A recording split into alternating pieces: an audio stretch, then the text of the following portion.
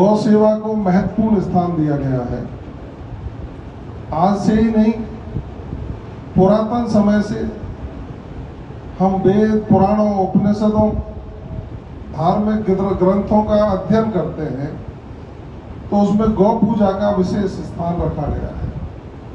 आज के समय में जहाँ भी संतों के प्रवचन होंगे, महापुरुषों के व्याख्यान होंगे, तो निश्चित रूप से एक अध्याय उसमें गौ सेवा का हमको सुनने को मिलता है। उसका कारण है, गाय को पशु नहीं, गाय को माता कहा गया।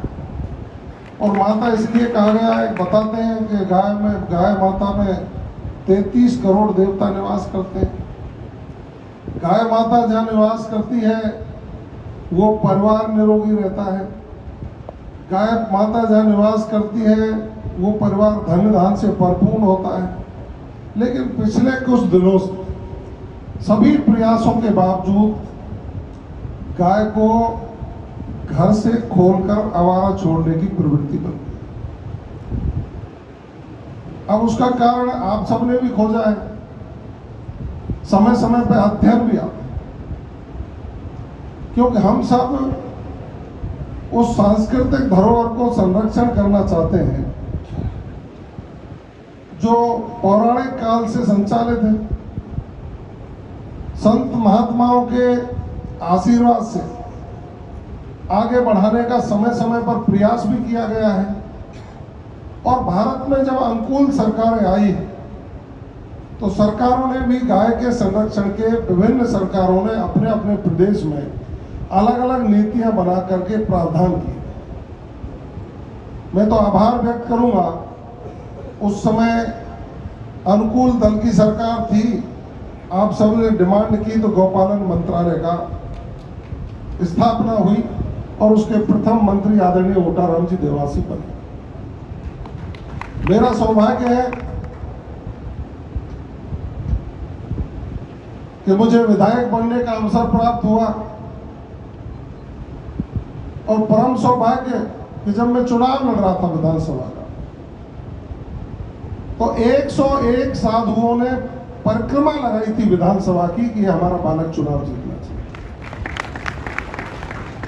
मैं तो उनसे मार्गदर्शन लेकर के आगे की योजना बनाने का काम करता हूं। मुझे तो सरकार बनने के तुरंत बाद 5 डीप बोर भी यदि दिए तो उन डीप बोरों को गौशालाओं के पास मंदिरों पर ही खुदवाने का मैंने काम किया।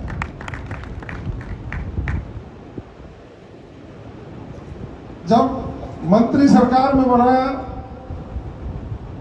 तो आदरणीय मुख्यमंत्री जी ने कहा कि भगवान देवनारायण का वंशज है तू। भगवान देवनारायण भी 9 लाख से ज्यादा गाय रखते थे, तो तेरे लिए गौपालन विभाग दे देते हैं। मैं इनका जो आदेश होगा उसकी पूर्ति करेंगे, हम तो सेवक हैं, सेवा का मौका हम दे दोगे उसी डिपार्टमेंट की सेवा कर लेंगे, नहीं दोगे तो कर लेंगे। तो उन्होंने कहा कि आपको गौपालन दे दिया। मैंने कहा साहब, गाय की दशा, आजकल जो आताताई लोग हैं वो गाय की तस्करी करते हैं। गाय का गौपालन तो दे दिया, लेकिन गौ का संरक्षण कैसे करूंगा? तो उनका यार तेरे लिए हम पुलिस भी दे देते हैं, गृह विभाग दे देते हैं, गाय का संरक्षण भी करवाना और गौपालन भी करवाना। मैंने कहा सिर्फ गौपालन से कैसे काम चलेगा? गाय को संरक्षित करने के लिए एक डिपार्टमेंट जो पशुपालन विभाग में भी योजना चलती है, इसके संरक्षण के लिए और भी सहयोग की आवश्यकता पड़ेगी। हॉस्पिटल खोलने की आवश्यकता पड़ेगी, डॉक्टरों की व्यवस्था करेगी, LSA लगाने पड़ेंगे, दवाइयाँ देनी पड़ेंगी। अब गाय का संरक्षण कर देंगे, पुलिस के डंडे से तस्करों से छुड़ा लेंगे, फिर इनका संरक्षण कैसे होगा? कि तुम यार पशुपालन और ले जाओ, तीसरा डिपार्टमेंट पशुपालन दे दिया उन्होंने। मैंने कहा साहब, इससे जो गाय बचेगी, इससे दूध उत्पादन होगा, दूसरी चीजें होंगी, गौ उत्पाद होंगे, उनको कहीं करेंगे तो उनकी डेयरी और ले जा, डेयरी दे देते। अब ये तीनों चारों डिपार्टमेंट मुझे दे करके हमारे कैबिनेट मंत्री आदरणीय जोराराम जी के साथ मुझे अटैच कर दिया। मैं इतना कह सकता हूं कि अभी आदरणीय रघुनाथ जी मेरे को कह रहे थे कि रजिस्ट्रेशन नहीं हो रहे हैं, ये सूचना पुष्ट नहीं है। मैं खुद ने अभी डायरेक्टर से भी बात की और मैंने खुद ने 3-4 रजिस्ट्रेशन कराए हैं। सिफारिश आई थी मेरे पास, उनके रजिस्ट्रेशन कराए। और मैं ये कह रहा हूँ कि यहाँ से जाने के बाद गौपालन डायरेक्टर को मेरे ऑफिस में बुलाऊंगा और राजस्थान गौ सेवा समिति के 5 प्रतिनिधियों को बुलाऊंगा। जो जो आपकी डिमांड है उन सारी डिमांडों पर डिस्कशन करके राजस्थान सरकार के सामने।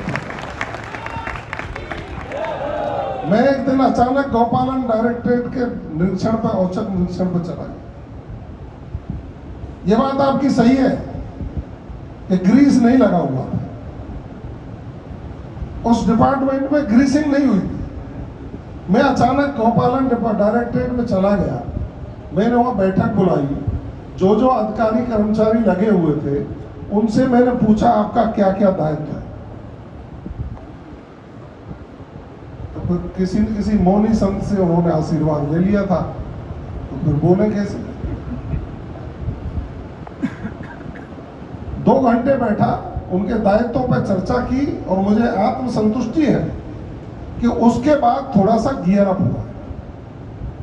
मैं नहीं कहता कि पूरा हो गया, थोड़ा सा गियर अप हुआ है और आपका मार्गदर्शन मिला है, मेरे भी चक्षु खुले हैं। आप सब लोगों को बुलाकर उसमें और क्या क्या अच्छाइयाँ हैं जिनको लागू किया जा सकता है और नए इनोवेशन क्या किए जा सकते हैं, उसको लेकर के हमारा बैठ के कैबिनेट मंत्री जी से चर्चा करके माननीय मुख्यमंत्री जी तक आपकी सबकी बात को पहुंचाने का काम आपका सेवक है। जो ज्ञापन आपने दिया है, बात ठीक है कि चरागा भूमि को पूर्व में गांव में गोचर भूमि तो कहते थे, और उन गोचर भूमियों पर यदि कहीं कोई टीन तान के गौ माता की छाया के लिए कुछ कर लिया तो कई जगह की मुझे शिकायतें मिली थी। प्रशासन बुलडोजर चलाने का काम करता है, वो अभी सरकार में बंद करा दिया। गौशालाएं खोलिए, कौन मना करता है। हमने ग्राम पंचायतों को भी, क्यों सरकारी मशीन दी, प्राइवेट गौशालाओं के रजिस्ट्रेशन के अलावा हमने ग्राम पंचायतों को कहा, जिला प्रमुख जी यहाँ बैठे, कि कोई भी ग्राम पंचायत गौशाला खोलना चाहती है तो उसको ज्यादा कागज पूर्ति भी नहीं करनी पड़ेगी, क्योंकि स्वयं ही रजिस्टर्ड संस्था है। उसको गौशाला संचालन करने की हम अनुमति दे देंगे और सरकार का जो अनुदान मिलता है अनुदान देंगे। लेकिन उनका ध्यान नहीं है जी इस ओर ध्यान जाता कम है। मेरी चर्चा भी हुई, चरागा भूमियां हैं, गोचर भूमियां हैं, गाय चराने के लिए भूमियां हैं। वो यदि संस्था कोई चर्चा करती है तो ग्राम पंचायत तो स्वतंत्र है, और इसकी परमिशन की बात आएगी तो मैं माननीय मुख्यमंत्री जी से आपके प्रस्तावानुसार कैबिनेट मंत्री जी के साथ बैठ करके चर्चा करूंगा। और निश्चित रूप से सरकार का सकारात्मक रुख है, और वो सकारात्मक रुख इसलिए भी है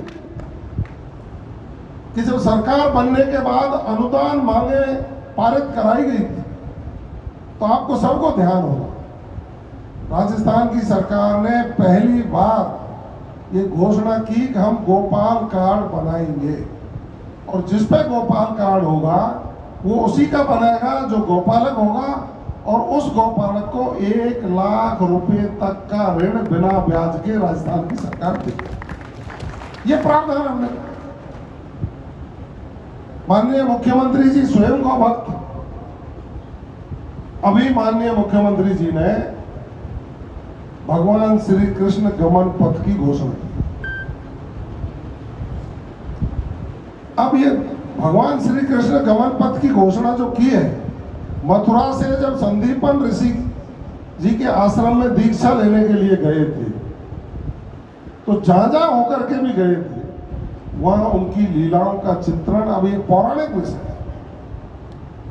अब साधु संत और आप जैसे ऋषि मुनि बता सकते हैं कि वो रास्ता कौन सा था। अब हम नेताओं से पूछने लग जाएंगे तो सिरोही के तो कहेंगे यहां कर गए थे साहब, और मैं नगर से कहूँगा नगर होके गए थे साहब, और कोई बाड़मेर का कहेगा कि साहब वो यूँ आए थे जैसलमेर होके रेत में यूँ गए थे। ये संत महात्मा और ऋषि बता पाएंगे, क्योंकि पौराणिक तथ्य कि वो गमन पथ कौन सा था, और भगवान श्री कृष्ण जी का जब गमन पथ बनेगा तो कृष्ण जी के प्रति आस्था बढ़ेगी, और कृष्ण जी स्वयं गौरक्षक थे, गौभक्त थे, गौपालक थे, तो आम व्यक्ति की भी श्रद्धा वहां जुड़ेगी। ब्रज परिक्रमा मार्ग में चूंकि ब्रज भूमि भगवान श्री कृष्ण की भूमि है, राजस्थान सरकार में पहली बार ब्रज क्षेत्रीय विकास योजना लागू करके 50 करोड़ का प्रावधान उसमें कर दिया, जिसमें हम वहाँ की गौशाला, वहाँ के आवागमन के साधन, गायों को पेयजल की व्यवस्था, वहाँ रिसर्च सेंटर, लोगों के रुकने की व्यवस्था और तीर्थ स्थलों का विकास, इन सारी चीज़ों को उसमें रख करके आगे बढ़ाने का काम करें। मैं ज़्यादा न कहते हुए इतना ही कहूँगा कि आप सभी गौशाला संचालकों ने संत महात्माओं के आशीर्वाद से मुझे जो ज्ञापन दिया, मैं उस ज्ञापन पर गौपालन विभाग के सक्षम अधिकारियों को बुलाकर और राजस्थान गौ सेवा समिति के 5 प्रतिनिधियों को बुलाकर बैठकर डिस्कशन करके उस प्रक्रिया को आगे बढ़ाने का काम करूंगा। ये मेरा आपसे पक्ष है।